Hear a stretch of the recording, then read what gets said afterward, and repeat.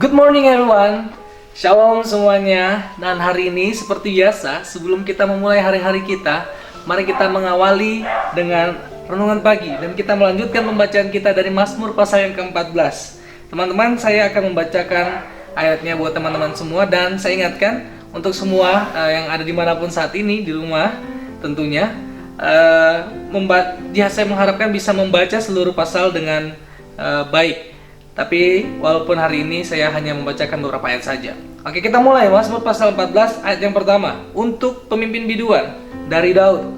Orang bebal berkata dalam hatinya, tidak ada Allah, busuk dan jijik perbuatan mereka, tidak ada yang berbuat baik. Ayat 2. Tuhan memandang ke bawah dari surga kepada anak-anak manusia untuk melihat apakah ada yang berakal budi dan mencari Allah.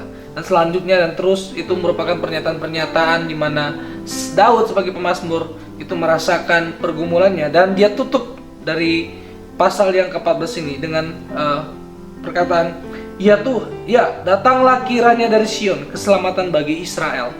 Apabila Tuhan memulihkan keadaan umatnya, maka Yakub akan bersorak-sorai, Israel akan bersukacita. Dua hal yang pasti teman-teman sekalian, orang bebal pasti akan selalu ada dalam hidup kita, bahkan bisa banyak, bahkan tidak kita minta akan selalu datang. Tapi yang kedua, ada yang pertama, yang kedua pasti selalu ada kemenangan bagi umat Tuhan.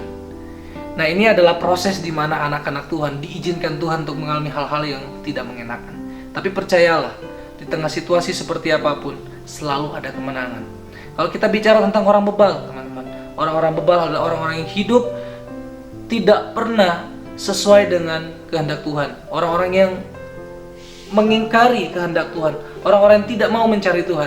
Sedangkan kita adalah orang-orang yang selalu hidup di dalam tuntunan Tuhan. Tentu dua hal yang bertentangan, tetapi walaupun kadangkala di dalam kehidupan ini realitanya kita melihat anak-anak Tuhan seringkali tertindas, tapi ingat dan percaya baik-baik, selalu ada kemenangan. Kalau Daud mengatakan dari Sion, kalau kita juga mengatakan hari ini dari Yesus Kristus, Tuhan Allah kita, pasti ada kemenangan buat kita.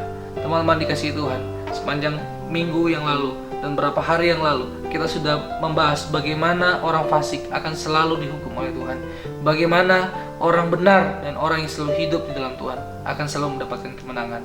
Pegang janji Tuhan dan percayalah, dalam segala situasi apapun, kesulitan apapun, Tuhan akan selalu menolong kita.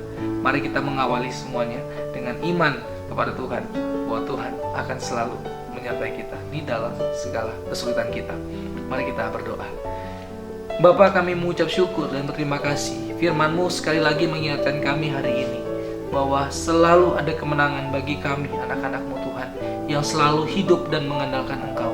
Kami percaya Tuhan, walaupun musuh kami banyak, yang tidak menyukai kami banyak, yang menghalang-halangi kami banyak, yang membuat kami semua jauh daripada berkat-berkat-Mu banyak, tetapi selalu ada Tuhan, selalu ada Tuhan,